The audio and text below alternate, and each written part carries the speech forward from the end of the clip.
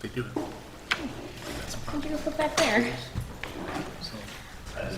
We are now live streaming, so everything you say and do will be recorded.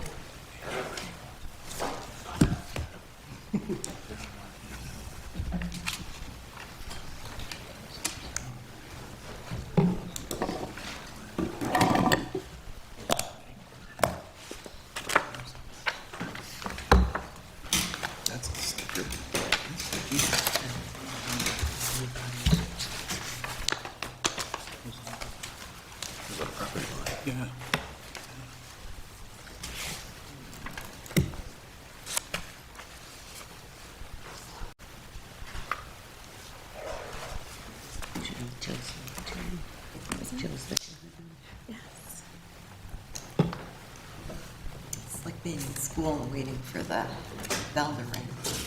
Watching the clock.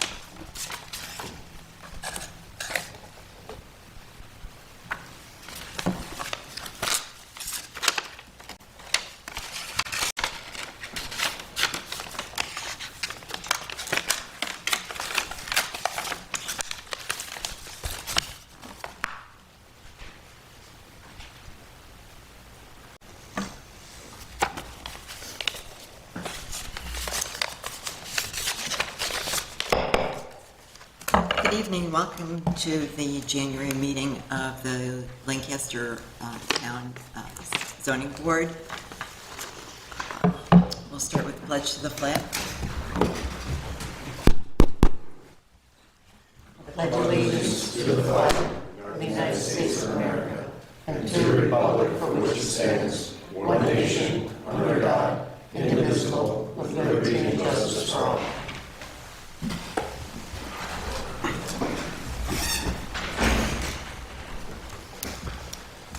We have 5 cases tonight. I'm just going to read the order in which we'll be taking them. The first will be 199 Ransom Road, then 8 Logan Lane, 20 Dover Court, 2667 Worley Drive, and the last one will be 6 Avian Way. Okay, I'd like to ask our town clerk, Diane Terranova, to take the roll. Mr. Hain. Here. Mr. Michaely. Here. Mr. Storr. Mr. Tillmans. Here. Mr. Robluski. Here. Mr. Zelak. Here. Chairman Monticelli. Here. Thank you. Okay, who is representing 199 Ransom Road? Hi, would you just please come to the microphone? Tell us your name and address for the record. Roy Smith, 199 Ransom Road. Okay, thank you. I'm going to ask Ms. Terranova to just read the description of your case. Thank you. First case considered by the Zoning Board of Appeals is that of the petition of Roy Smith, 199 Ransom Road, Lancaster, New York, for one variance for the purpose of constructing an addition to an existing garage on premises owned by the petitioner at 199 Ransom Road, Lancaster, New York, to wit. A variance from the requirements of Chapter 400 zoning Section 13, subsection C, Schedule B of the Code of the Town of Lancaster. The request calls for constructing an addition to an existing garage 5 feet from an existing shed. Chapter 400 zoning Section 13, subsection C, Schedule B of the Code of the Town of Lancaster requires a minimum accessory structure location from another structure of 10 feet. The petitioner therefore requests a 5-foot variance. Thank you. Okay, Mr. Smith, go ahead and tell us about your project. So I want to add on, obviously, to my garage because I recently bought a tractor and it's jammed in where I am now. And I just want to put a spot so that it's not sitting outside. And my garage doors are 7 foot tall, and with the roll bar and the tractor, it's like 7'2". So I have to take that down, kind of get in the garage where, on addition, I would put an 8-foot door so I can just pull it in. Okay. Same material that the garage is now? Uh, You using the same siding? Yes, it'll actually just be one more door in the front of it. There's 3 doors in the front. I actually gave like a picture. Behind me, I have a pool. The shed's to the left. To the right is a leach field and landscaping. So it's been a parking spot. So I just figured but I'm too close to the shed, which I can't because of the, it's on a concrete pad. It's been there for 35 years or so. Okay, thank you. I'm going to turn it over to the board members for questions. Start with Mr. Hain. I have no questions. Thank you. Mr. Michaeli? No questions for me, thank you. Okay, thank you. Mr. Tillmans? Thank you, Madam Chair. I have no questions. Thank you. I'm sorry, I meant to welcome our newest member, Joshua Rabluski. Okay, Mr. Rabluski. I do have a couple questions. Just how does your neighbor at 207 feel about you putting up another structure? Any issues? No, in fact, he got a variance for his shed, which is 3 foot from the property line, Okay. my property line. So, I mean, I kind of feel if it's your property, Gotcha. so. Okay. That's all I got. Okay, thank you. And Mr. Zelak? No questions, Chair. Okay, thank you. And I'm far away from the property line with the addition. It's almost like 20-some feet or so. All right, is there anyone in the audience that would like to speak or ask a question? Okay, there being none, I'll look for a motion. I'll make a motion. Thank you. Whereas the zoning board of appeals of the town of Lancaster has made the following findings: that no undesirable change will be produced in the character of the neighborhood by the granting of the area variance relief sought, that no detriment to nearby properties will be created by the granting of the area variance relief sought, that the benefit sought by the applicant cannot be achieved by some other method feasible for the applicant to pursue other than the area variance relief sought, that the requested area variance relief is not substantial, that the proposed area variance relief will not have an adverse effect or impact on the physical or environmental conditions in the neighborhood or district, that the alleged difficulty is not self-created, that this board has taken into consideration the benefit of the applicant if the variance relief sought is granted, as weighed against the detriment to the health, safety, and welfare of the neighborhood or community by such grant, that within the intent and purposes of this ordinance, the variance relief sought, if granted, is the minimum variance relief necessary to afford relief, that no commercial enterprise other than those permitted in Chapter 400 of the Code of Town of Lancaster be conducted on the premises. That's it. Thank you, Mr. Michaeli. Have a second? I'll second. Second by Mr. Zelak.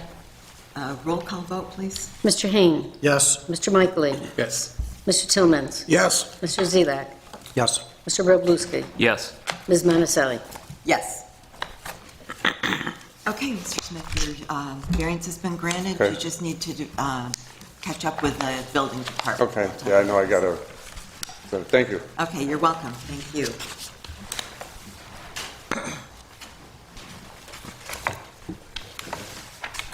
Mr. Inova, will you read the next case, please? The second case considered by the Zoning Board of Appeals is that of the petition of Ronald and Sandra Smintek, 8 Logan Lane, Lancaster, New York, for one variance for the purpose of installing a generator on premises owned by the petitioners at 8 Logan Lane, Lancaster, New York, to wit, a variance from the requirements of Chapter 400 zoning, Section 15, subsection C, Schedule B of the Code of the Town of Lancaster. The request calls for installing a generator 2.52 feet from the side property line. Chapter 400 zoning, Section 15, subsection C, Schedule B of the Code of the Town of Lancaster requires that a generator shall not be located within 5 feet of any lot line. The petitioners therefore request a 2.48-foot variance. Thank you. And Mr. or Ms. Smintek?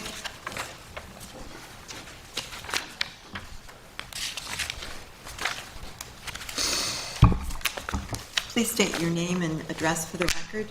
My name is Ron Smintek. My address is 8 Logan Lane, Lancaster, New York. Thank you, Mr. I Smintek. wish to thank you for the opportunity to discuss this business about the variance. Thank you. Go ahead and tell us about your project. Okay, we're looking for a variance to have this equipment installed at Generac for a number of reasons. One of my principal reason is I'm on a CPAC machine every night, and it's necessary for me, obviously, to have this in place so that if there's a power failure of any sort, that would kick in, okay. I was not aware that there was going to require a variance. I was not aware of this at all. When I contracted Stidman, the people that are going to do the project, they said that they would handle all the paperwork, et cetera. Well, lo and behold, I get a letter from the town saying that I just can't do that, and they require a variance, okay. So what I did was I've put together an explanation as to why we selected that particular spot to put the unit, as opposed to what some other person might say, well, why didn't you do this or why didn't you do that? So if there's any questions, I'd like to address them right now so that we could better understand why we're looking to do this variance and why we're looking for that particular spot. Okay, you can go ahead and tell us. Okay, I'll talk in terms of north, south, east, and west, okay? My house on 8 Logan Lane faces south. There's obviously, because it's the front of the house, there's no place to put the Generac in the front. Okay. Let's talk about the west side, okay? On the west side of that, I don't know how familiar the members of this group are, but I'll call them tip-outs. These are parts of the home that are tipped out 2.5 feet, and there's several on each home, okay? Well, what's wrong with that, and what that happens to have a tip-out on that particular spot where we can't put that unit in that spot, okay? Next door to me, at 6 Logan Lane, there is a Generac that has been there for, I'm assuming, more than 9 years, because that's how long we have been residents at that address. We can't put the Generac on that side of my house because it conflicts with what is already there, all right? Plus, there's a tip-out which occupies the bedroom, one of my bedrooms, and that protrudes out between the homes. All right. What else is wrong there is our air conditioning unit and all of that equipment is in that spot. So that We're still eliminates... talking about the west side of the house? I'm sorry. We're still talking about the west side of the house? East. This is the east side. I'm Okay. sorry. No, I'm sorry. Okay. All right. So now let's get to the back of the house. The back of the house, currently, we have a 12 by 20 foot patio slab, which has, during the season, a screened-in patio. On one side of that 12 by 20 spot, it may appear to the observer, say, well, wait a minute, you could use that spot then.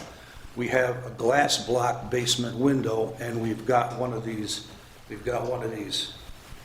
things that go like this to protect the glass blocks. And that butts up against to the Generac that is already next door at 6 Logan Lane. So I can't use that spot. Now, where the unit needs to, where we've selected to do that, we selected that with the help of Stidman when they said, well, let's look this thing over. We concluded that the spot necessary for that unit, the only spot, would be where they suggested. So, of course, we went ahead and we did all of this in lieu of us not knowing that we're going to have a variance. So, right now, the spot that I'm talking about requires my immediate neighbor, Kevin Yarchik, to submit to the board a letter saying that he would not be opposed to have the unit there, and so on and so on. Now, I don't know if the board is in possession of anything of that letter, I didn't receive anything. Anyone? Let's see. No, we haven't received it yet. Okay. It's been quite a while since he, yes, Excuse me, it was an email you sent, okay, Yeah, we didn't receive an email. okay. because we got a copy of it, I don't You have do you have it with you? think. No one, well, That's okay. no, we don't. So, anyway, we also were not familiar with the operation of how you folks handle variances, and I was not aware, of course, that there was going to be a number of neighbors of mine that were going to get letters, and whether or not they approve of this, or it's going to be a problem for them. So, this is why I'm here tonight. I'm trying to get my ducks in a row as far as where the best possible place is to comply with Generac, because I don't know how familiar you folks are with Generac, but it's got to be a certain distance from the home. It's got to be away from windows. It has to be away from certain sources. And I've also got a radon stack coming up the side of the house, and it has to be so many feet away from that. So this is where we are right now, and if the variance is approved, we can go ahead and go forward. If it's not, I really don't know what I'm going to do with it. Anything else, or shall we? Not at this time, and if it's necessary for me to accommodate the board with the email from my neighbor Kevin, I'll be happy to get it for you. Okay, thank you. Okay? Thank you. You're welcome. You can stay right there. We may have Okay. more questions for you. Starting with Mr. Michaely. Thank you, Madam Chair. You're welcome. So you're looking, from the survey you provided to us, you're looking to put it on the west side, or looking at the house, the left side, correct? Yes. How far from, it has to be a certain distance from your property, or your house, or your window? It has to be, well, okay, let me just, I will provide this information. I think that Stedman, they actually came out and they plotted it, how it was going to be. And I happened to step out there and I asked them, what's going on here? And they said, well, it has to be so many feet away from here. It's got to be so many feet away from a window. It has to be so many feet away from your neighbor here. It has to be this. Well, that's exactly where it is. And we can't right now, in other words, the west side that we're talking about, there's two tip outs. One is on our house and one is on my neighbor's house. And when I say these tip outs, they actually protrude out from the house like this. So our kitchen, part of our kitchen has got one of these, and my neighbor next door, he's got one with the bedroom. And they line up precisely like this. And in between all of this, the Generac has got to go over there. So we can't go forward to the front of the house. It's impossible. Right. So why can't you put it behind the house on the north side? Okay. On the north side is the 12 by 20 foot patio. Okay? Right. Next to it is this glass block basement window with the protective culvert. Right. Okay? And it's also, I don't know if anybody from Lancaster has gone out to take a look at it, but they would see that my neighbor that has the Generac already, she's already encroaching into the area that we were considering, and now we can't. But you could put it a few feet or a foot or two away from the window in your rear, couldn't you? No, because the the patio is a screened-in patio, 12 feet by 20. Okay. And that kind of comes up against the area you're talking about that already has got the glass blocks and the protective, I'll call it cowling or protective, whatever, that goes around the window. Does the patio go the entire length of the house? No, no. Okay. But if you take the Generac and put it where you're considering putting it, Yeah, right. We're looking at an aerial, so what we're doing is just right now looking at an aerial Okay. of your house. all right, So here's that's the patio? Do you want to, oh, sure. here. That's your house, right? This, I assume, is the patio? Yeah, that's it. Right. So what would be wrong with this area here? Is that where the window is? Okay, there's a bedroom window, a double window there. And below it is the glass block from the basement and it's not a culvert, it's not a culvert. The window well? Yeah. Okay. And also, it's got a water line coming out of that same area, All right. all right? So that's all, they concluded that when they looked at it, they said, that's not gonna work. I said, okay. So that's why we ended up on the east side. And you can't go past the patio then? You can't go over here? No, no. That's all landscape. That's all, I mean, there's 3 Christmas trees there, and there's all landscaping all across and around that thing. Okay. With a landscape architect like this. Okay. All right. Thank you. Madam Chair, I have no other questions. Thank you. Okay, thank you, Mr. Markley. Mr. Tillmans? I have no questions right now. I think that Mr. Mikely sort of had the same questions I had, so Okay, okay right now. all right, thank you. Mr. Oblewski? No No questions. questions? Okay, Mr. Zelak?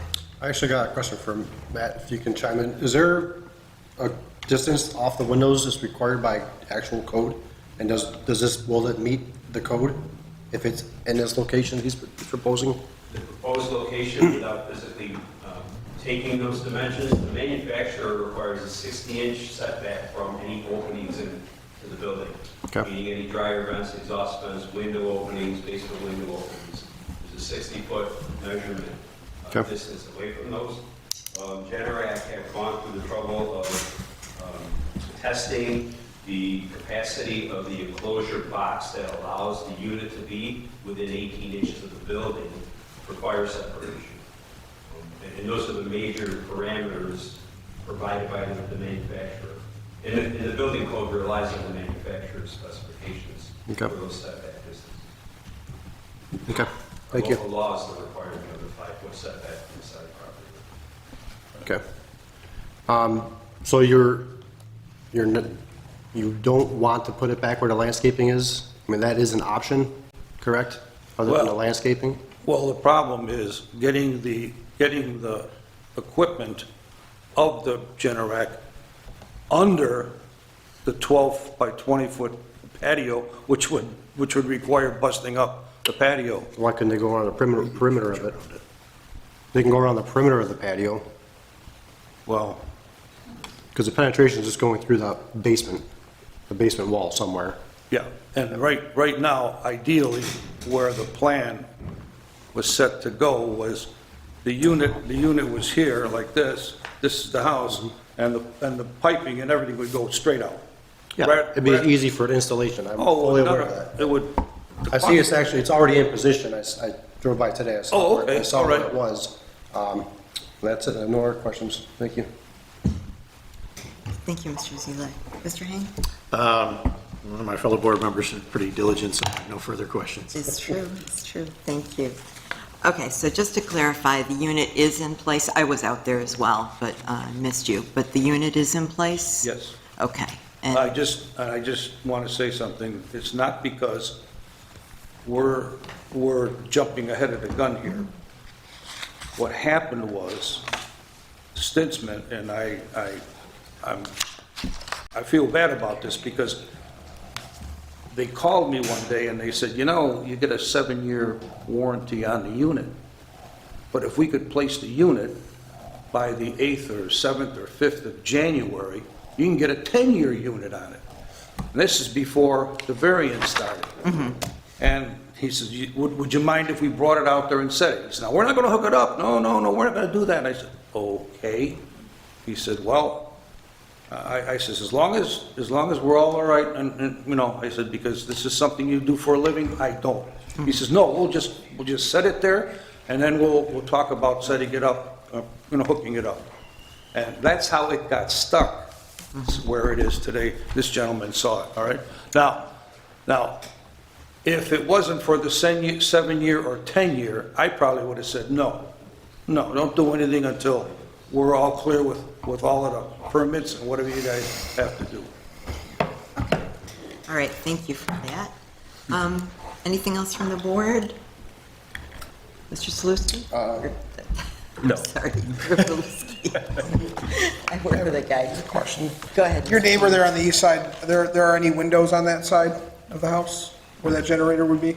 On the east side of the house? Well, it's going to be the west side of your neighbor's house, but the east side, the west side of your house, but the east side of your neighbor's house. So where that generator is going to be, the neighbor that's going to be next to, are there windows on that side of the house? Yes, our windows. No, I'm talking about your neighbor's house. I think so, yeah, I guess so. He's got a bathroom window. Okay. Anything else? Okay, thank you. Anyone in the audience who wishes to speak to the matter or ask any questions? All right, there being none, I will ask for a motion.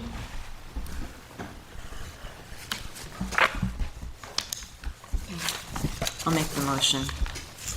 Whereas the Zoning Board of Appeals of the Town of Lancaster has made the following findings: that no undesirable change will be produced in the character of the neighborhood by the granting of the area variance relief sought, that no detriment to nearby properties will be created by the granting of the area variance relief sought, that the benefit sought by the applicant cannot be achieved by some other method feasible for the applicant to pursue other than the area variance relief sought, that the requested area variance relief is not substantial, that the proposed area variance relief will not have an adverse effect or impact on the physical or environmental conditions in the neighborhood or district, that the alleged difficulty is not self-created, that this board has taken into consideration the benefit to the applicants if the variance relief sought is granted, as weighed against the detriment to the health, safety, and welfare of the neighborhood or community by such grant, that within the intent and purposes of this ordinance, the variance relief sought, if granted, is the minimum variance necessary to afford relief. Anyone care to second? I'll second. Thank you.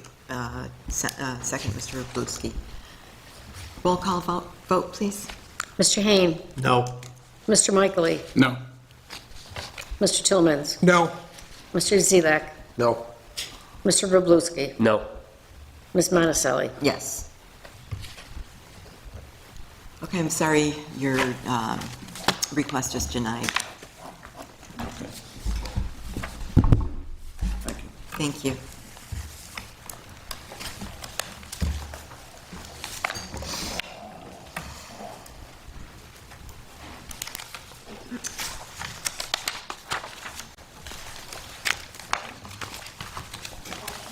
Okay, Mr. Arnovo, will you read the third case, please?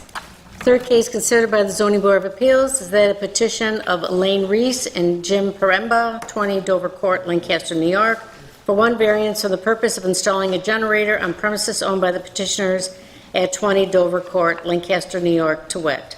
A variance for the requirements of Chapter 400, zoning Section 15, subsection C, Schedule B of the Code of the Town of Lancaster. The request calls for installing a generator 3.69 feet from the side property line.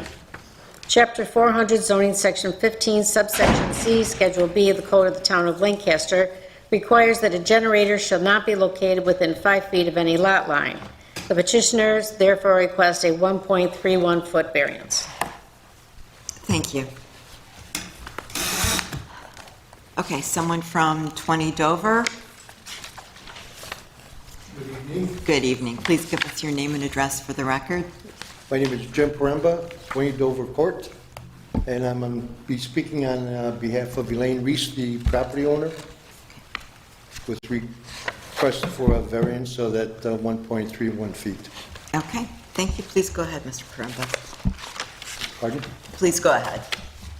Okay, we're planning on putting the generator on the east side of the building. One of the reasons for that being that it was the best place for it, and the gas and electric utilities are located on that side.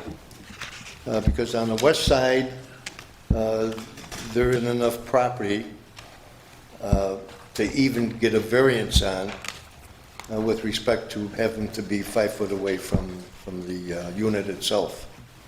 On the back, we somewhat have the same problem that Ron Smintek had, because we have all the radon, water, the bathrooms, plus there's 2 air conditioners located back there, one from ours and from our neighbor.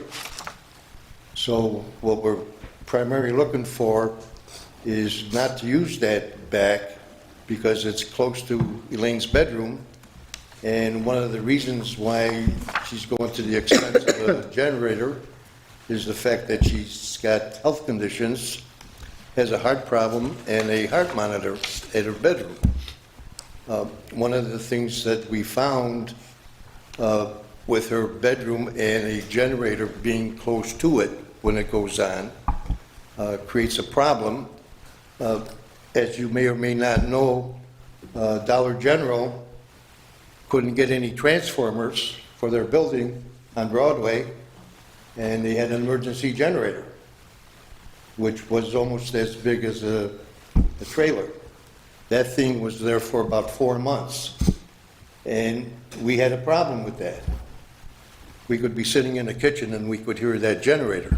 So being that close to her bedroom with that generator, not being as big as the one that Dollar General had, it still created somewhat of a problem with the monitoring system. So consequently, the east side of our home became the only possible location for the generator. Now, we've reached out to our neighbor, as I talked to Jill about this afternoon. Elaine called her, talked to her on the phone. We made up a letter for her saying what our plans were, and that if she had any questions or concerns regarding the location of the generator, to please let us know. We never heard from her again. Now, to us, she's not living there permanently because she's in and out, and we don't see her there for any length of time. But that's her personal preference, and realistically, that's her life, and that's fine. We have no problem with that. But we have reached out to her, and she has not responded.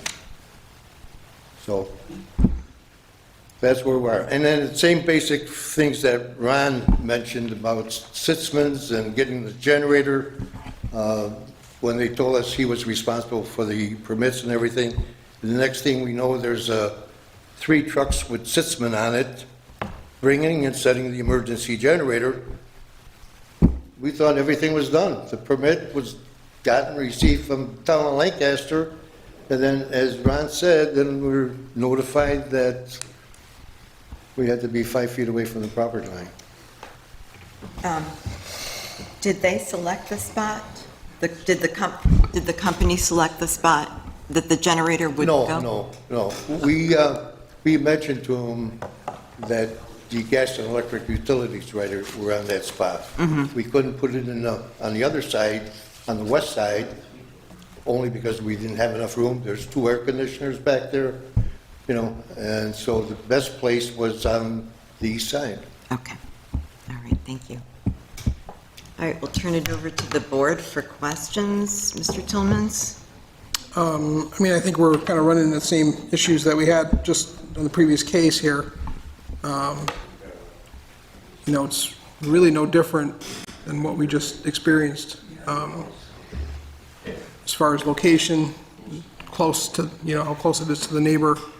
It seems that this company that you both dealt with have maybe said some things to you too, though, that have led you to believe that everything was okay. I don't, Matt, I mean, is this, your generator's installed, is it? Or it's just sitting there like? It's sitting on one of those concrete. So they did the same thing, they put it out there just to, I mean, so but they're not installing it, so they don't need the permit, correct? It's not installed, it's not connected, that forces the inspections. The Yeah. permit that's issued, one, verifies all compliance, two, the inspections verify the work meets proposed Yeah. permit documents. And it just appears that they took delivery of the product Yeah, and utilized the warranty as an incentive to take delivery. A little bit of pressure sales, I understand. yeah. Okay, I have no further comments or questions. Okay, thank you, Mr. Tillmans. Mr. Blustein? Just a question on the property. On the north, say west side, is there anything over in that vicinity? You could take a look. Just right up over there. I saw a little bit of clearing, but I wanted to make sure. So right here is 20. Oh, Right there, right in that little area. no, they're just, Is there a window in the corner? right here's a bedroom window right. Okay, That's- so you explored that option and that, Yeah, there's, we looked at that option as being there, but because of everything that's back in that corner plus the windows, that's why we discounted it. gotcha. Otherwise, we eliminated a lot of the hassle and everything, you know, because of put it someplace else to begin with. Gotcha. Okay. No further questions. Thank you. Mr. Zelak? I just got one question. Are you opposed to putting it further in the back of the property, other than just being a visual? Well, if we. Visual you don't wanna see? If we put it too far back, I don't think the association's gonna approve of it, because that's starting to go back into the common area. Okay. And we did already get the approval from putting it on the east side. And they're somewhat sticky about putting it in the common area. I mean, before the new association that we have a property manager now, where before we didn't have a property manager. So consequently, when a new president would come in, you know, people would be doing stuff that they didn't get approved for. Right. We started running into problems, so now the property manager knows his stuff. Okay, no further questions. Thank you. Thank you, Mr. Zelak. Mr. Hain? I have no questions. Thank you, Mr. Hain. Mr. Michaeling? Thank you, Madam Chair. I think, sir, you did hit on something important right there about the association. So this is an area of the association with all the different properties. And I know that there is a common area that the HOA owns, I guess, behind it. I get it that they don't want the generators close to their property, which is just green space. But in doing so, you're sacrificing, everyone is trying to sacrifice their neighbor and putting it close to the neighbor's property instead of the green space. Long-term, this may be something that the homeowners are going to need to speak to the HOA about, perhaps changing that, because this is obviously an issue that a lot of people, for good reason, Yeah. are facing. See, the association common area, actually, the only thing that's not common area is the property and the house that the land is built on. Everything else is common area. So if you put something on the back, such as landscaping, 99% of the time, they'll permit you to do that, but you have to take care of it. Meaning if it dies, you pull it out, you water it and make sure it thrives and looks presentable.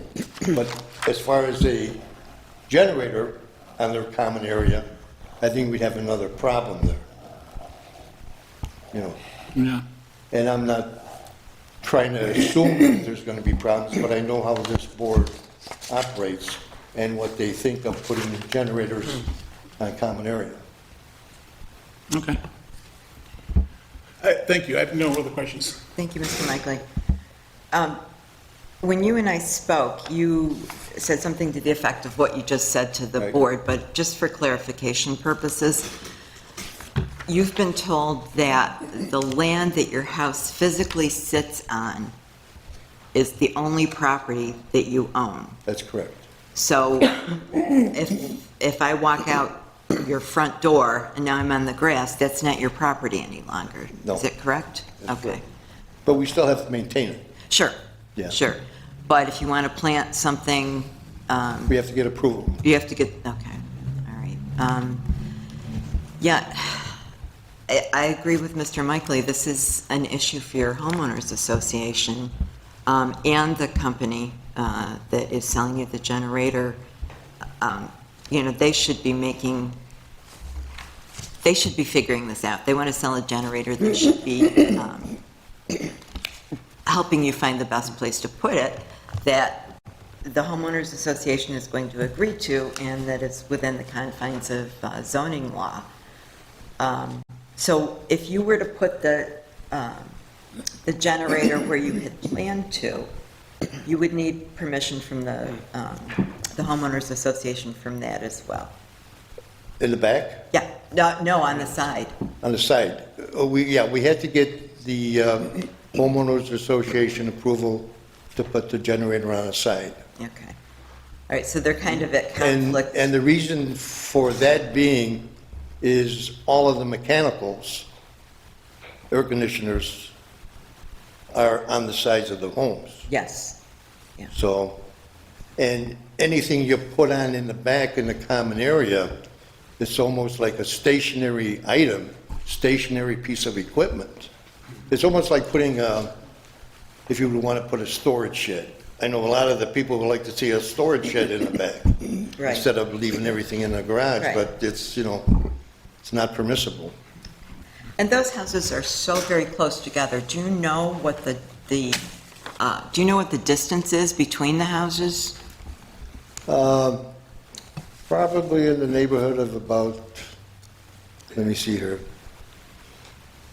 Because I just measured it this afternoon too. Matt, do you happen to know? About 13, 14 feet. A Okay, little bit over 14 feet. Little bit. Building to building. And if I may clarify, each tax parcel is measured 51 feet by 75 feet. This particular property, there's a 20-foot, almost 20-foot backyard between the back property line and the back of the building. So there is area of private property outside of that common area. there is. Okay. So Private property, when you say private property. belonging 20 to, feet behind the house is the rear property line. That's not a part of the common. okay. Now, would that be to the trees? Between No, the that's back to of the the house? property line. I don't have it.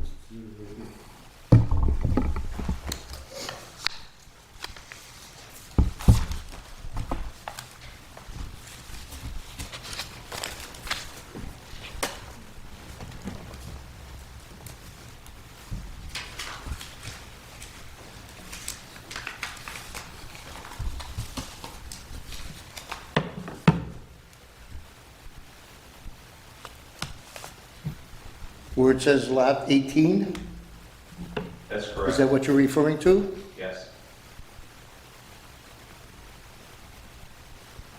And what's the dimension, Matt? From the rear, the home to that property line? The survey doesn't show it, but if we do the mathematics, it's just under 20 feet. Listen, No, you're right. But see, that's where we have, 15 feet, my apologies, 15 It's feet. 55 feet from the front of the street to the back of your house. Your lot is 75 deep. The difference of 15 feet. let's see here. There's 75 foot from the front property line going from south north. Correct. 75 feet. Yep. and 51 foot east and west. Okay, you're saying that from the back of the house to that property line, put it in there? That's, see, that's still considered, although it's not listed as common area, that's still, according to the association, common area. Right. And they would never, I guarantee they would never give us approval to put it in that area. I think it's part of an argument you could make with the association to say, look, it's either we put these on top of our neighbors' homes, or we put them somewhere in the common area. And with yours, it kind of butts out. There's a larger back area than most have. It'll be a little more expensive for you because you'll have to have lines going further, but you could put it pretty much behind Dollar General, behind whatever's next to Dollar General. And Well, pretty much everybody's got that. yours goes a little deeper, and a few others, everybody to the, see the way, and I remember actually when Dollar General came, part of the reason that they needed the variance was because of that bump out, which made them closer to yours. Okay, we're right here, Yes. where this patio was here. No, you're over here. Okay. That's you, Yeah, one of those okay. ones. So, You're the second to last one, right? yeah, well, this is our neighbor right Yep. here, and then this one, we're with this one right here, and it goes right up to here. Yeah, see the way it goes deeper back here than Yeah. with the other Now, neighbors? see, even we have a patio back there, even our patio, we had to have it approved, and it's had to be approved by the homeowners association because it is on Yeah. property. Sure, I get it, they have to approve And it anything on the isn't- property, sure. And a patio isn't anything mechanical. Right. And that's where the bugaboo's gonna come in, because it being mechanical. It's almost as if you would put an air conditioner out there, as an example of a mechanical piece of equipment. This wouldn't be blocking anybody else's view besides the backyard of those commercial buildings on Broadway. Well, That's the argument I yeah, would but make. it's, what you're doing is you're leaving it out there when these landscapers come through with these riding lawnmowers and everything, and they hit it, and then they don't admit that they hit it. We're settled with the bill, which is something else that we would have to take up. Any other questions from the board? Anyone in the audience wish to speak? There being none, does anyone want to make a motion? I'll make a motion. Okay, thank you, Mr. Tillmans. Whereas the zoning board of appeals of the town of Lancaster has made the following findings, that an undesirable change will be produced in the character of the neighborhood by the granting of the area variance relief sought, that a detriment to nearby properties will be created by the granting of the area variance relief sought, that the benefits sought by the applicant can be achieved by some other method feasible for the applicant to pursue other than the area variance relief sought, that the requested area variance relief is substantial, that the proposed area variance relief will have an adverse effect or impact on the physical or environmental conditions in the neighborhood or district, that the alleged difficulty is self-created but not to the extent necessary to preclude the granting of the area variance relief sought, that this board has taken into consideration the benefit to the applicants if the variance relief sought is granted is weighed against the detriment to the health, safety, and welfare of the neighborhood or community by such grant, that within the intent and purposes of this ordinance, the variance relief sought, if granted, is the minimum variance necessary to afford relief,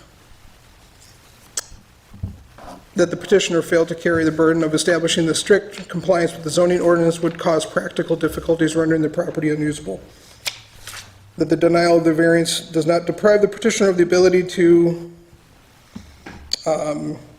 install the generator. I guess I don't know what else would be on that. Oh, maybe. I think that's it, right? Yeah. Yeah. Okay, thank you. Second? Yeah. Well, second. Second, Mr. Zelak. And just to clarify, this is a motion to deny the petition, so if you wish to deny the petition, a yes response is appropriate. Okay, roll call vote. Mr. Hain, Yes. Mr. Mikely, Yes. Mr. Tillmans, Yes. Mr. Zelak, Yes. Mr. Robluski, Yes. Ms. Monticelli. Yes. All right, I'm sorry. I think the best thing for you to do is meet with the homeowners association, tell them what Matt found when he looked it up, that it is your property, up to, was it 15 feet? And see what you can work out with them. Thank you. You're welcome.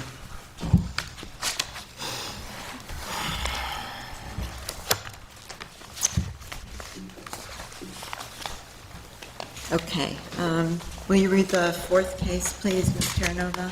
The fourth case considered by the Zoning Board of Appeals is that of the petition of Brian Sebastian, 25 Country Place, Lancaster, New York, and Herbert Gunther, 8689 Nottingham Terrace, Williamsville, New York, for one variance for the purpose of renovating, adding living area to an existing non-conforming residential use on premises owned by Brian Sebastian at 2667 Worley Drive, Lancaster, New York, to wit.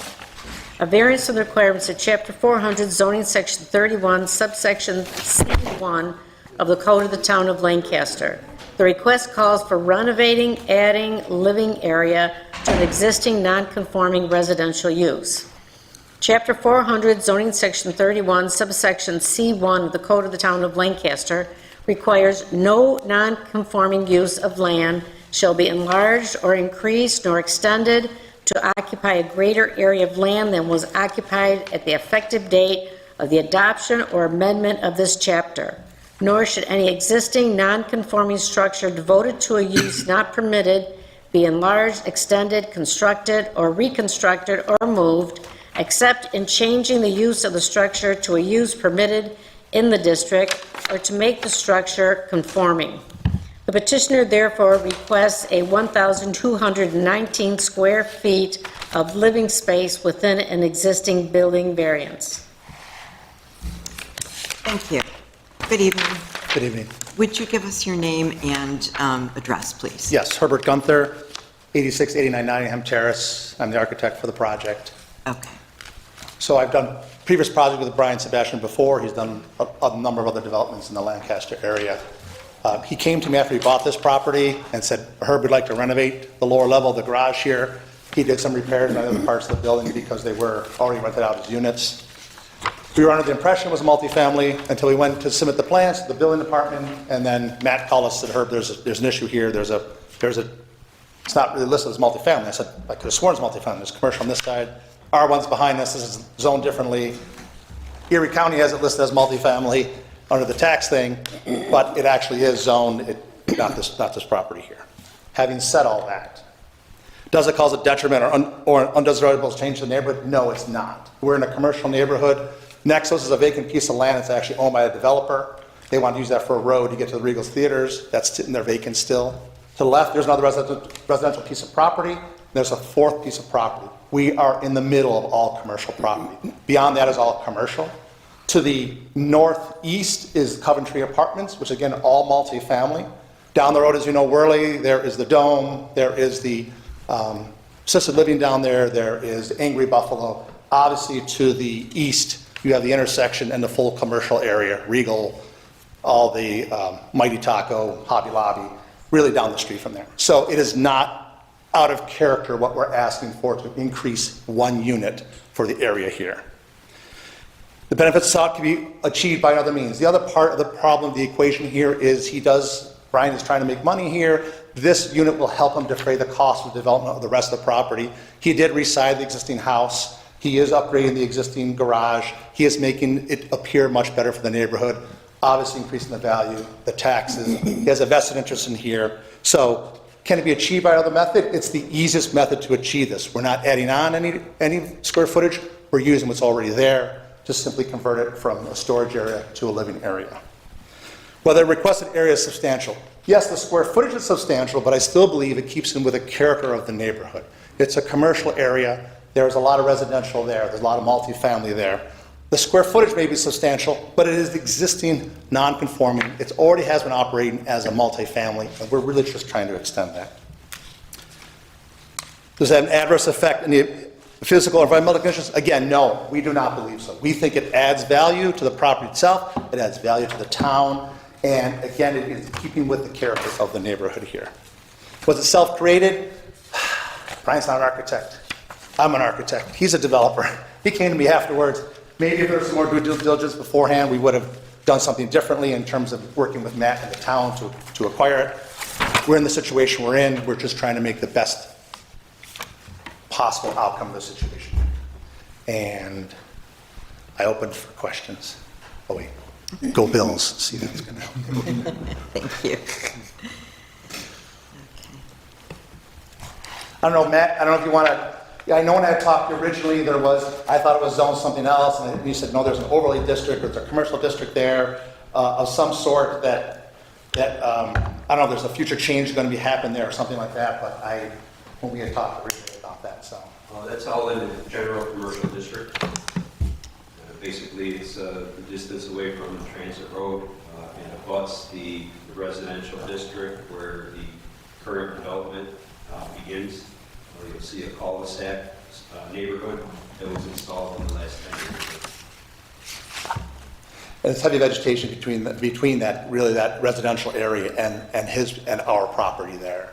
There's not really direct connection there. There's really not a lot of, there is no through traffic from that residential area over to the other area that we're at. Okay, thank you. All right, questions from the board? We'll start with Mr. Bluski. So is it just one additional unit you're looking to put? Yes. Originally there was two, but in conversation with Matt and with Brian, we left it at one, plus there are other engineering issues that we thought best just leave it as one unit. And that is going on the first floor, the second floor? The first floor of the garage, this upper floor is already rented out as a unit, and the house is rented out as a rental. Okay. I guess the only other thing I had was just, is that going to create a traffic problem? But you're kind of butting up right against the commercial area anyways. There's a lot of traffic as is. Yeah, I mean, we're adding maybe one more car, maybe two cars, if it's, two people with a car there. It's Worley Drive, which we all know needs to be repaved. It's a heavily trafficked area, obviously. And again, you have Coventry Apartments across the way, which actually probably adds more traffic than ours ever would. So we feel, again, it's a minimal impact on the overall traffic pattern of that area. All right, I have no further questions. Thank you. Mr. Zelak? I don't have any questions, thank you. Okay, thank you. Mr. Hain? So there are residences on at least one of the sides and directly across the street, correct? Yes, both sides. There's a vacant property. The other side is another residential property, then it's commercial. Yes, across the street directly is residential, but to the northeast is Coventry Apartments. And again, 100 feet down the road, it's all commercial, all general commercial. And I think I was under the impression that the rest of the rentals were not out to rent, as if renovating the first floor space here that you're asking the variance for was to generate cash flow, but it appears as though you're already cash flow on the other rentals. That's how it was set up originally, yes, when the property was purchased. Yep. Okay. I have no further questions. Thank you. Thank you, Mr. Hain. Mr. Michaeli? Thank you, Madam Chair. I looked up the GIS, and as you alluded to, the parcel to the east of you, what looks like a vacant lot, it's actually the same parcel as Flicks. It's the same, its own, Yeah. by Benderson, I believe. It was a roadway from the, At some point, that may be a driveway. yeah, right. Across from you, and that's the town of Clarence, a little bag across and a little to the west, there's a large parcel, which I think may have been sold recently, and I wouldn't be surprised if that winds up being apartments. And again, and that's a different town, but that could be Right. another 100 apartments there. Question though from Matt, is the existing garage apartment legal? It is. Okay, so this was always legal for 2 units. Legal non-conforming at the time it was built. The main house was built in the 1930s in Cape Cod, single family. The garage was an accessory dwelling unit, apartment on the second floor, garage space on the first floor. Okay, okay. If I may respond to the contiguous parcel from the Flicks, that's really a utility access area. The drainage system that flows in there, there's a retention basin in there. A chance of a driveway ever going in there for Flicks are 0. Okay, but it would never be a house either. It would never be, it would never be, okay. It's a really, those 4 properties are very odd. Yeah, interesting. Okay. That's all I have. Thank you. Okay, thank you. All right, anyone in the audience have questions? Yes, ma'am. Okay, would you come up to the microphone, please? Give us your name and address for the record, and then you can read your statement. Thank you for allowing me to speak. My name is Diane Berger, and I live at 2665 Worley, the house directly to the west of this property requesting zoning variance. I had a thing made up, so I covered all my points. I am here with my husband. The only thing I want to throw out there before I start reading is that we have lived there for 35-ish years. It was a single-family home, lived by the same family. It was a garage. There was a tenant in the over the garage thing for about a year or two when we first moved out there, and there's never been tenants there since. So it's not been a two-tenant place. It's only been a single-family home. So I will continue. I understand it is in the GC General Commercial Zone, and we really don't feel that we have any grounds for the variance to not be approved. However, we would like to make the following points for the town to think about. According to the application for variance, the owner feels that increasing it from 2 families to 3 families would increase the property values. I would like to know exactly why they think that. When we go to sell our house, it will definitely have a negative effect on it. The second point is the owner is claiming that they need to do this in order to make it financially viable. Why should we suffer the consequences because he is financially irresponsible?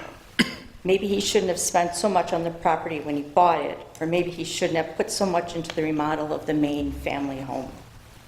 So, if the variance is going to be approved solely on the fact that it is allowed in the GC zone, we want to make sure the town will be enforcing all the building codes.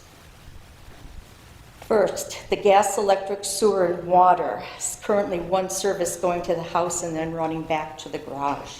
Does this meet code? Are they all adequate for the 3 families? Parking. Is there a required number of spaces per living unit? Is there adequate parking in this driveway? Because it's strictly a driveway. What will be done with the snow should the driveway need to be plowed, and how will that affect the parking? If there are not adequate spaces and asphalt needs to be added, where will that be, and what will be done to mitigate drainage issues? With it being 3 families, is there some kind of a green space code? Where are they going to put 6 garbage cans the week you put out recyclables? Because that's 2 per unit, especially in the winter when they can't be lined up on the street. And 5, I'm questioning the door above the garage. There's a man door up there. Does that meet code? And it opens up into a 12-feet drop to the floor, and I can't imagine what's being done with that. I'd like to question the remodel of the house, which really has nothing to do with this, but it has to do with the whole remodel as a whole. I want to know if that meets all the current codes. It appears that the basement is a living area. If so, does that meet code in the town of Lancaster? Does Lancaster, and this is a question, have a requirement to have a fire escape from the basement if used for living? It appears that they've already started working on remodeling the garage. The garage doors have been removed and the openings have been studded in. I was wondering if they were planning on remodeling it without getting the variance, and what will be done to the garage if the variance is not approved. In conclusion, would anybody want to live next to the 3 rental units? Very narrow lots. They are deep, but they're very narrow. We're already dealing with tenants in the main home. They're using our yard and driveway as a cut-through, and now we're going to have to deal with 2 more families. So you own the property, I look at the house. Sir, just for protocol's sake, we ask that you direct your questions to the board, and then the board will redirect to your neighbor or Matt or whoever.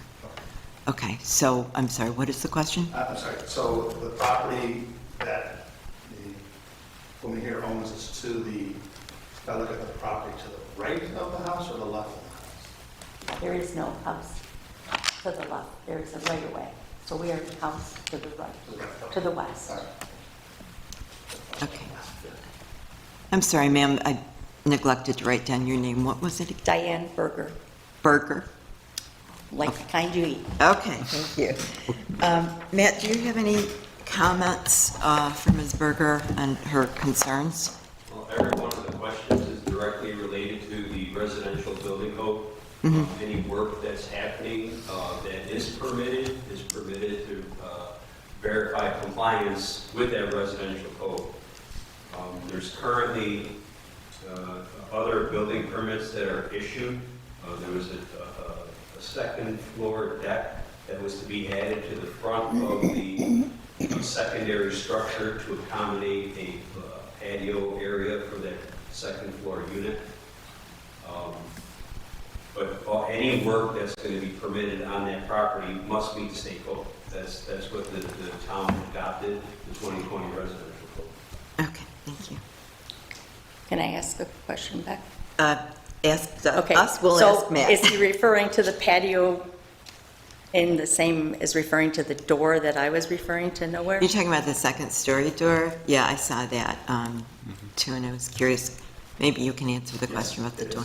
That patio will be for that door on the second floor. Okay, The elevated deck will be for that door for the second floor. okay, Correct. okay, thank you. Just question, one is sewer service and one water going through the main house. Sorry, what was the question The about the one utilities? yeah, the one service. There's one water service and one sewer tap that I know of from when building. Okay, It was picking up main house and apartment, which nobody's been in for the ages. Now they're adding a third apartment. Is that substantial enough? okay. How long is the second floor of the garage is currently occupied or not? Yes. Okay, thank you. And the renovation for so the home is, there's two different residences right at the moment, right? And they're both occupied, thank you. Okay. And will there be separate utilities for each living space? Yes, do we have that? Yes. Yes, there will. Okay, all right. Anything else? Can I address the questions that she has? Sure, At the, at the microphone. Well, thanks for coming out. I know this is always hard because it affects people certain ways. The increase of value, we do believe it will increase the value because when it comes to assessing the property, the value of the construction will be added to the assessment. We are assuming, as it most likely is, so the value of the property will increase. Will increase her property. I'm not a realtor per se, but we believe that with the renovations we're doing to the house and upgrading it, that the look of the house will be much nicer, and therefore, even though there are 3 tenants there, the person driving by may not know there's 3 tenants there. The look of the house will be that it's a nicer house, so hopefully her value does go up. They're not making more land, so hopefully it'll go up. We do meet all building codes. I'm a licensed architect, so everything I do obviously have to meet code. We are working with Matt, anything that we need to do. If there is an issue with any of the sewer, the water lines, we will take care of that. If we need to increase the sewer, I believe a 4-inch line, which I think is adequate right now. The water is adequate as of this point. But if we need to increase the size of either of those services, we can increase the size of those services. Again, I do not believe we need to. The parking, there is substantial parking because actually the driveway goes really all the way, really far back. So right now there's currently 2 spaces, probably 3, another 2 in the back by the garage, plus the driveway length itself could probably fit another 2 or 3 people. Snow removal, there's plenty of area for the snow stacking. The plows can push all the snow into the areas beyond the asphalt parking areas. Plus the land next to us is vacant, so that snow could be removed there. The drainage, as you know, all the drainage must remain on the property, and right now all the drainage does remain on the property, will remain on the property. The green space, we are not increasing any building area, therefore the green versus building, we're not affecting that at all. If there is some parking issues, we'll work with Matt. If we need to increase the asphalt area for parking, we can, but there is, of course, that green versus coverage area that we would be cognizant of. I don't know about the garbage cans. I'm assuming that's something that Brian will have to take care of in terms of how we do that. Might have to be one dumpster, might have to be something else that is taken care of, but that's something we can certainly take a look at. The basement, as far as I'm concerned, the basement is not being rented out. It is part of the house of the first one, so that is part of that rental unit, but no one's living in that area. And I think that's is most of the issues that we're trying to address there, so, thanks. I have one question. Sure. Will the tenants have designated parking areas, or is it going to be just kind of park where you can find a spot? Well, you could assign that, because the way it is now, you could assign 2 spots in the back for the garage and 2 or 3 spots in the front for the other tenants. Again, there is a street, there's probably going to be some jockeying of position there, I guess, as you're parking there, so. Okay, all right, thank you. All right, anyone else in the audience have any questions, comments, or concerns? Okay, and I'm going to return to the board. Okay, Mr. Robluski. Ms. Diane, what is your response to what this gentleman just said about all your questions that you arose? And by the way, thank you for coming. I appreciate neighbor input. Participation. Tenants are tenants, and with no owner living on the property, control is non-existent. As I've said, they're already using our yard as a cross-through. I know it's really difficult to walk out your driveway and go to the street and then walk down the street, so one must come out your front door and just kitty corner across our yard. And it doesn't sound like a big deal, but it is. There's a kid there with a scooter. He's driving his scooter on our driveway. I don't know how to control that. It's no different than the garbage, okay? I don't know what you do with 6 cans. We have enough problem with 2.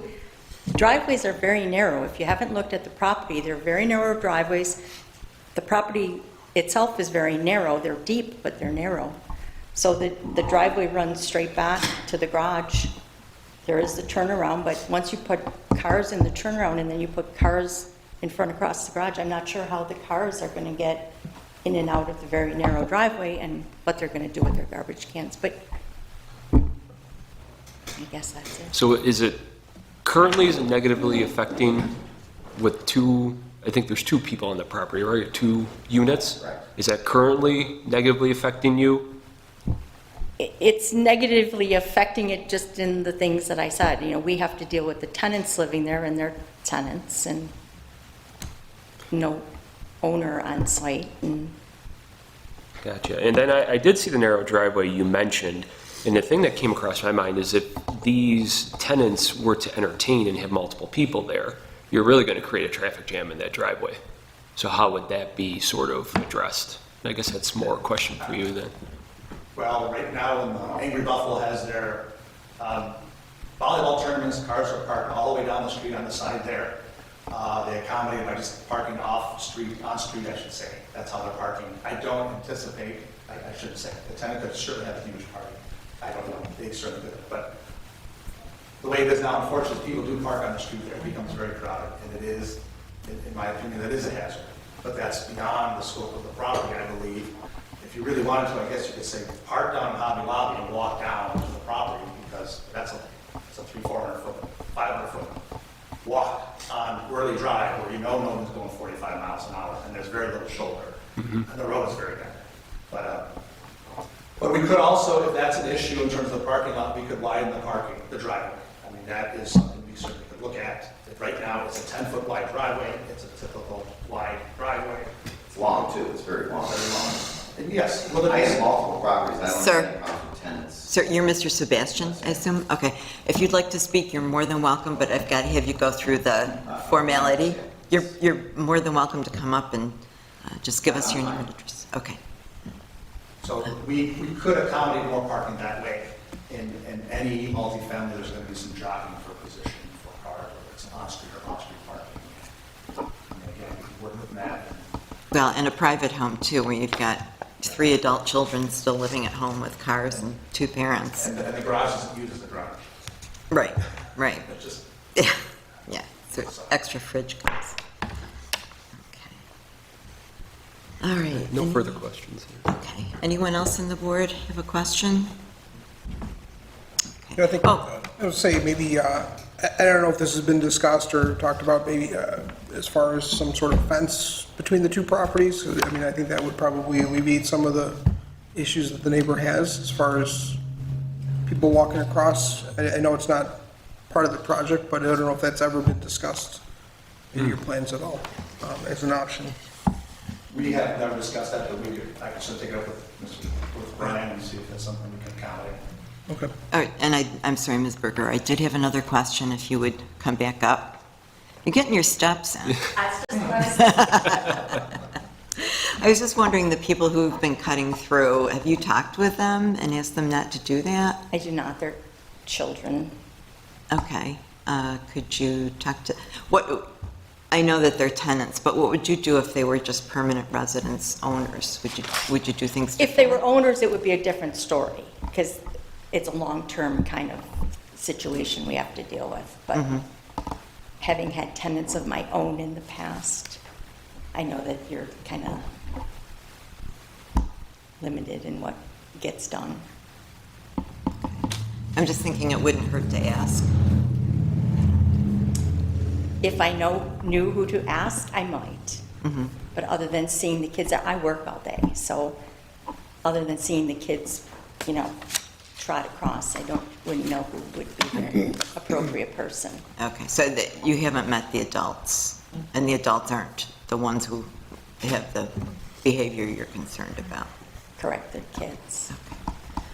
All right. Anybody else? To address that question, I'll ask Brian to talk to the tenants and say, please talk to the kids and.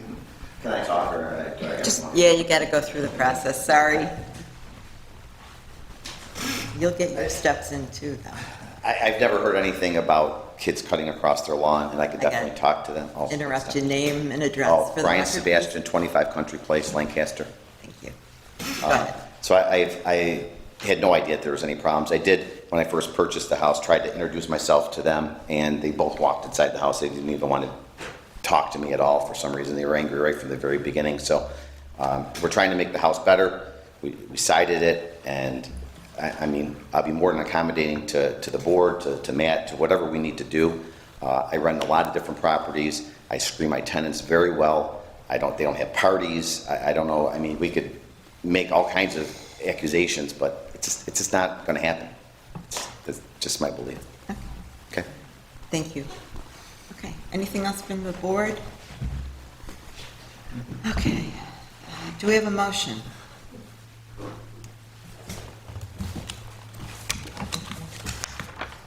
I'll make a motion.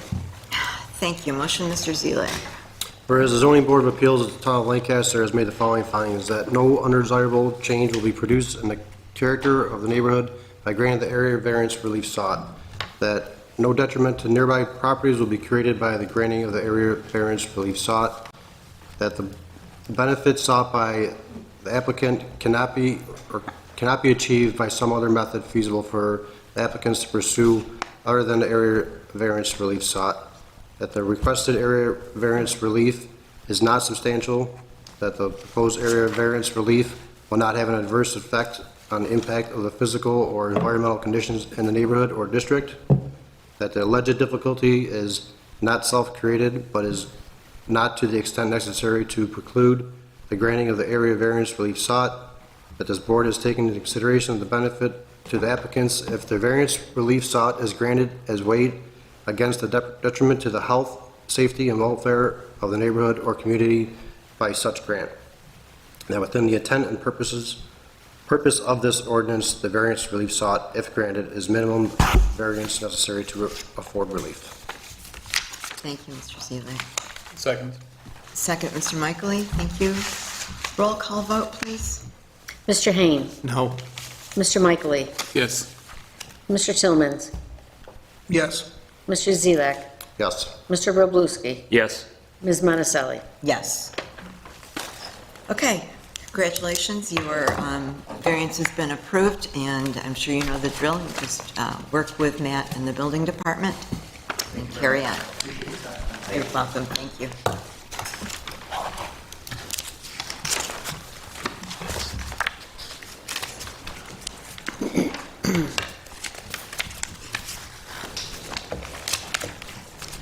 Thank you. You're welcome. Thanks for coming.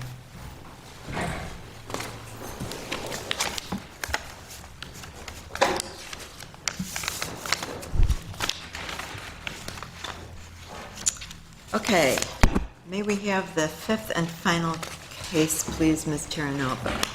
The fifth case considered by the Zoning Board of Appeals is that of the petition of Stephen and Virginia Priola, 6 Avian Way, Lancaster, New York, for one variance for the purpose of constructing a patio roof on premises owned by the petitioners at 6 Avian Way, Lancaster, New York, to wit. A variance from the requirements of Chapter 400, zoning Section 14, subsection C, Schedule B of the Code of the Town of Lancaster. The request calls for constructing a patio roof 5 feet from an existing in-ground pool. Chapter 400, zoning Section 14, subsection C, Schedule B of the Code of the Town of Lancaster requires a minimum location from another structure of 10 feet. The petitioners therefore request a 5-foot variance. Thank you.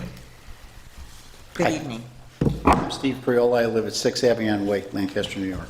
Thank you, Mr. Priola. What can you tell us? Right now, we have a temporary awning in the back of the house. We're looking- Temporary awning? Yep, looking to make it permanent. We do have a structure, and I've got some pictures. They asked for something other, but I don't sketch too well, so. Just do these pictures, this will give you a good idea of what we're talking about here. Hopefully, we have enough. I have just enough. Thank you. So in the back of the house there is a temporary awning. Couple of issues with the temporary awning is it comes up and comes down. The back of the house is where our bedroom is, so it's pretty tough with the light. It's also tough whenever we get weather. When we got the wind going on right now, it's just banging up against the windows there. So there's no real way, other than a permanent awning, to get the same functionality that we're looking for here. Aesthetically, it really doesn't do much. What you're going to see is something called a spa pool, which was there when I bought the house. I wish I could just tear it down, but I can't. Be crazy expensive. But in any event, you'll take a look at the awning that's there now, that's 5.5 foot from the corner there. What would happen is it would come out a little bit more, but stay 5 feet from that structure. I do also have, this is kind of, maybe not a really great picture because it's going to have to come in a little bit, but I know one of the contractors that I'm dealing with is putting up a structure. I mean, it's basically just a permanent awning going to the top.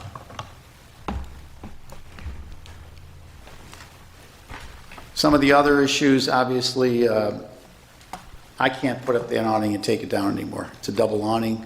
It's not a cost-effective. I know that doesn't have much bearing, but putting it up and taking it down is just physically, I'm unable to do that anymore. Okay, anything else? That's about it. Okay, turning to the board. Mr. Zelak, want to start us off, please? Sure, thank you. Sure. Is he going to the same type of roof, hip roof?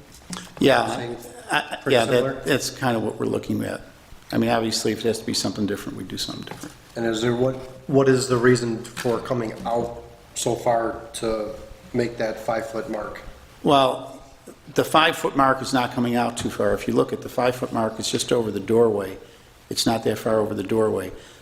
Why would I come out further? I'm just wondering for depth of. If I had to come out a little bit further, it would be more for entertainment value for my wife and I. Okay. Yeah. That's it. No further questions. Thank you. Okay. Thank you, Mr. Zelak. Mr. Hang? Yes, thank you. So just to clarify, that the structure that's there now, the framework, it's kind of like in an L shape, right? Yeah, it is. And that one that's marked 5.5 feet, you're coming straight out from there. I'd want to come straight out. You're not getting closer to... Absolutely not. Okay. You're talking about to the pool? Yeah, Whatever that or thing is? the spa? Whatever it is. Yeah, whatever, yeah. I'm not My grandkids go in it, my wife loves it. That's your thing. I'd rather just... You clean it? Do I go in it? No, do you clean it? Yes. I do have to. I knew that. I've got to put salt in it. And this is you know. definitely more of a... It's one of those things, I love the house when I bought it, but the one thing, if I could just fill it with dirt, I keep telling my wife, can't we fill it with dirt? I'll put plants in it, look real nice. Anyway. And this is more of the style, this is, I mean, pretty much the style of what you're going to build there? Yes. So a constructed, covered, wooden Yes. style patio, okay. Covered by all of our codes. Okay, thank you. No further questions. Thank you, Mr. Haynes and Mr. Michael. Thank you, Madam Chair, I have no questions. Thank you, Mr. Michael. Mr. Tillmans? Thank you, Madam Chair, I have no questions. Thank you. Mr. Robluski? Thank you, Madam Chair, I have no questions. Okay, thank you. Anyone in the audience have any questions or concerns they'd like to bring before the board? Okay, there being none, is there a motion? I'll make a motion. Motion by Mr. Haynes. Whereas the zoning board of appeals of the town of Lancaster has made the following findings, that no undesirable change will be produced in the character of the neighborhood by the granting of the area variance relief sought, that no detriment to nearby properties will be created by the granting of the area variance relief sought, that the benefit sought by the applicant cannot be achieved by some other method feasible to the applicants to pursue other than the area variance relief sought, that the requested area variance relief sought is not substantial, that the proposed area variance relief sought will not have an adverse effect on the impact on the physical or environmental conditions in the neighborhood or district, that the alleged difficulty is self-created but not to the extent necessary to preclude the granting of the area variance relief sought, that this board has taken into consideration the benefit to the applicants if the variance relief sought is granted as weighed against the detriment to the health, safety, and welfare of the neighborhood or community by such grant, that within the intent and purposes of this ordinance, the variance relief sought, if granted, is the minimum variance necessary to afford relief. Thank you. Do we have a second? Second. Second, Mr. Robluski, thank you.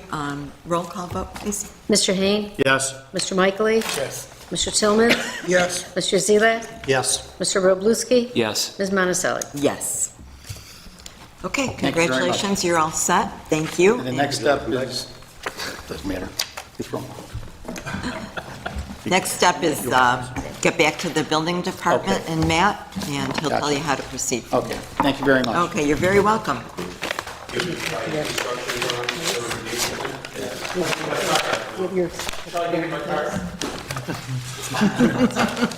an architect? Good time to do it. And once the architect doodle on it.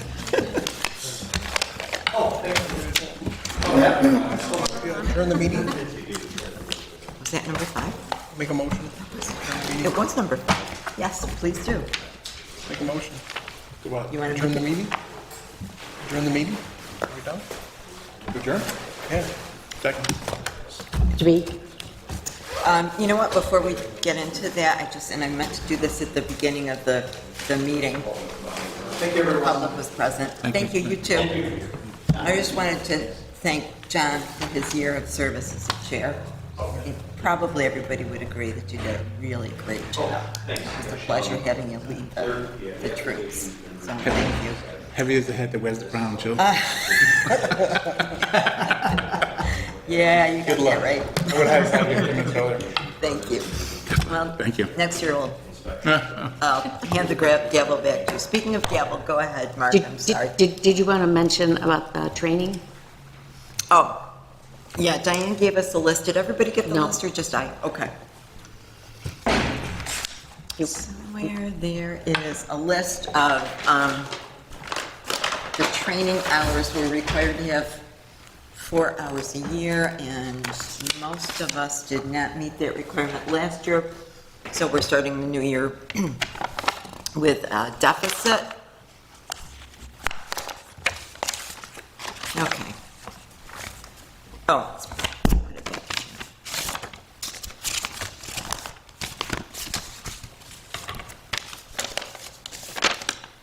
here. Okay. I have -2 hours, so I need 6. Mike has -2 hours and needs 6. John has -2.5, so needs 6.5. Keith isn't here, but he has -4, so he will need 8. Mark, -3.5, so you will need 7.5. And Josh and David, we don't have a requirement for last year, so. Is she reading that right? So you'll need it for You'll need 4 this year. 4 for this year, all set for last year. Right, so we need, I think you're adding those, right? You're not adding the 2 columns, right? It's just, No, you're not adding them. no, okay. You're not adding the columns, so it's just, Right, so you 2 have, for- for instance, I am -2 for last year, and I need 4 for this year. So I need to do 6 to wipe out the negative and add the 4 for this year. okay, gotcha. Okay. Okay, so, We need 4. Josh, Yeah. we periodically get emails from Andrea in Diane's office, or directly from the county or state, providing information on trainings. Some of them are local, some are during the day, some are evening, and some are online. So when you see something that pops up there, you can decide if it's something you want to participate in, it tells you in the email how to sign up. Okay. Okay, is there anything else? Okay, motion to adjourn, Yes. and it was seconded by, I'll second it, let's get out of here. Thank you all. You'll have to.